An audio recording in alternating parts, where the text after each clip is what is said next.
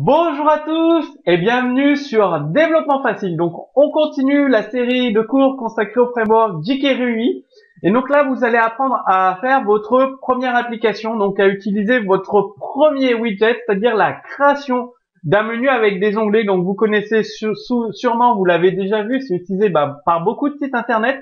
Si l'avantage, vous appuyez sur un onglet, ça affiche un contenu dans un rectangle. Vous appuyez sur un autre onglet, ça change le contenu de ce rectangle. Donc, dans un emplacement qui prend peu de place, vous pouvez mettre énormément d'informations donc pour vos internautes. Donc, c'est vraiment très très pratique pour regrouper toute l'information d'un site par sujet ou par thème. Donc, comme je vous l'ai dit, on clique sur chaque onglet. Comme vous avez dans Firefox le système d'onglets, le contenu de la page change. Donc, vous avez différentes options en fait pour chaque concept widget que je vous apprends à utiliser. Je vais vous lister toutes les options. Comme ça, vous aurez tout en vidéo, vous saurez comment ça fonctionne exactement le widget et vous serez capable de l'installer dans vos sites internet très très facilement et très rapidement. Vous allez avoir accès au code source commenté, bien évidemment. Donc, vous avez l'option active qui permet de définir le premier, donc à l'affichage de la page, qui permet de définir le panneau qui sera ouvert. Donc, vous pouvez utiliser un booléen, true ou false. False, ça referme tous les panneaux. Donc, et vous pouvez utiliser un entier, donc 1, 2 ou 3 pour spécifier l'onglet qui sera ouvert par défaut. Vous avez l'option collapsible, donc avec la valeur true, le contenu actif peut être fermé. Tout simplement, ça vous permet de fermer un contenu. Disable, c'est pour désactiver un onglet, donc en fonction des droits utilisateurs, si vous êtes dans une zone d'administration, vous pouvez mettre à true pour désactiver un onglet bien spécifique, donc avec un index, donc un tableau, soit un booléen, soit un tableau où vous précisez les numéros des onglets, donc ça part de 0. Premier onglet correspond à l'index 0 et vous pouvez désactiver les onglets pour vos utilisateurs. Event, ça va déterminer le type d'événement auquel va réagir l'onglet, donc soit sur un clic, sur vol de la souris. Donc c'est à vous de voir en fonction de l'ergonomie de votre site internet, tout simplement. Donc en une mouse over, sur vol de la souris, ça va activer l'onglet. Height style, c'est la hauteur de chaque panneau de contenu. Donc vous avez trois valeurs possibles. Auto, ils auront la hauteur de celui qui a le plus grand contenu, votre panneau de texte. Fill, les panneaux auront la hauteur mise à leur disposition par l'élément parent. Donc vous allez pouvoir régler la hauteur de votre panneau et content. Chaque panneau ajustera sa hauteur automatiquement en fonction de son contenu. Vous avez hide, c'est pour ajouter, donc avec jQuery, vous avez la chance de ajouter des animations très facilement. Donc vous pouvez mettre une animation à la fermeture d'un panneau.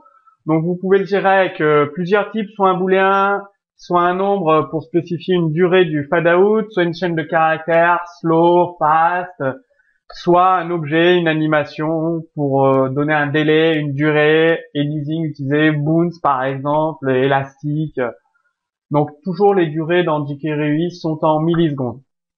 Vous avez show, c'est pour faire la même chose mais une animation à l'ouverture du panneau cette fois. Donc toujours vous pouvez utiliser un booléen, un nombre, une chaîne de caractères, un objet pour créer une animation de type easing. Bien évidemment, il y a un cours dédié aux animations, donc vous allez connaître toutes les animations disponibles dans jQuery, explode, fade in, fade out, et toutes les animations de type easing également. Donc j'ai prévu un cours complet dédié là-dessus. Vous avez des méthodes avec cet objet, donc destroy, c'est pour supprimer la prise en charge des onglets, disable pour désactiver les onglets, disable avec un index pour choisir l'onglet à désactiver, enable pour activer tous les onglets, enable avec un index pour activer un onglet bien spécifique. Je vais un peu vite.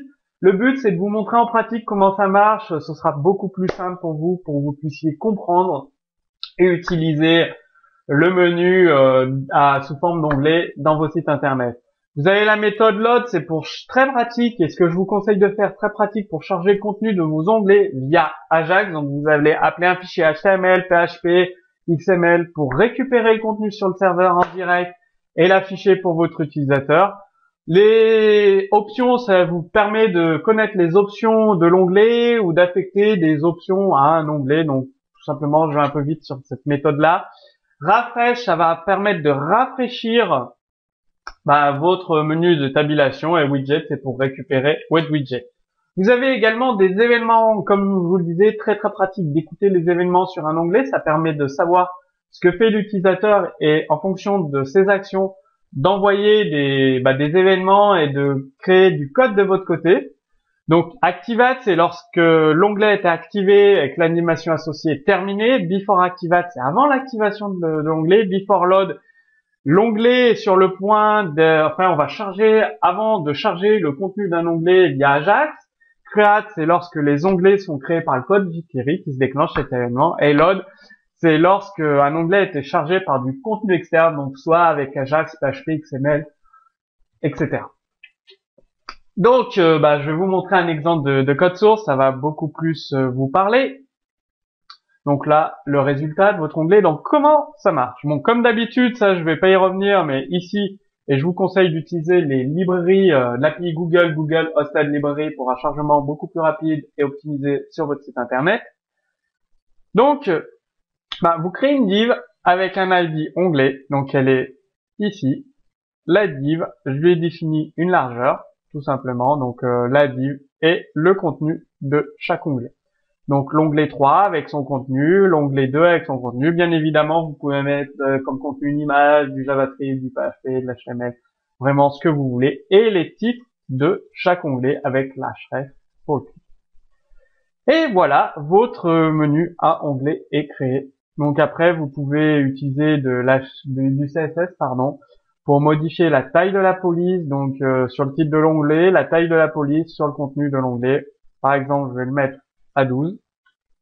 Là, je vais mettre le titre un peu plus gros. Je recharge la page, donc le contenu est plus grosse taille. Et à chaque fois, voilà, donc là, c'est en chargement par défaut où la taille des onglets s'adapte au contenu. Donc le contenu change, la hauteur du contenu change. Voilà, en 3-4 lignes de code, vous avez créé votre menu à onglet à utiliser sur votre site internet. Bien évidemment, vous pouvez changer ici, donc je vous ai mis la Google API.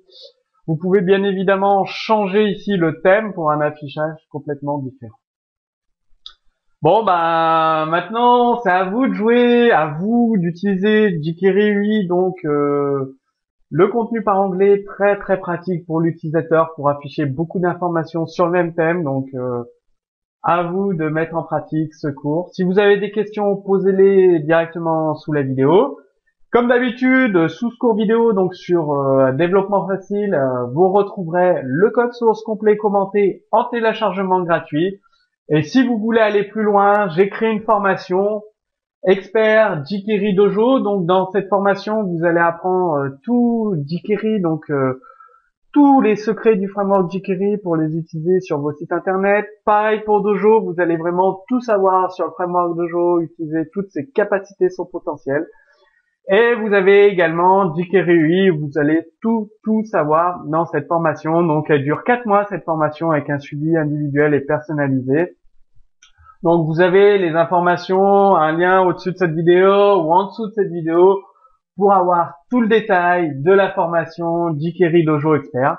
Moi je vous dis à très bientôt sur Développement Facile pour le prochain cours sur jQuery.